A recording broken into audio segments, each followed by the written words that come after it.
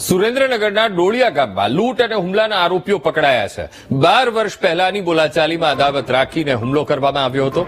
અમદાવાદના શખ્સ ઉપર હુમલો કરીને 5,14,000 રૂપિયાની લૂંટ કરી હતી। પ્રેમ પ્રકરણનું મંદુક રાખીને હુમલો કરવામાં આવ્યો હોવાનું તપાસમાં ખુલ્યું હતું।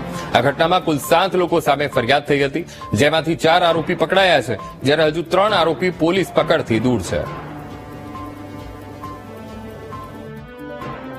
જે માહિતી અમારી પાસે છે અને જે પણ આરોપીઓને અટક કરવામાં આવેલા છે એના આધારે કુલ 3 આરોપીઓના ફરિયાદમાં નામ હતા। એ સિવાય અજાણ્યા 4 ઇસમો બાબતે ફરિયાદીએ પોતે જણાવેલું હતું,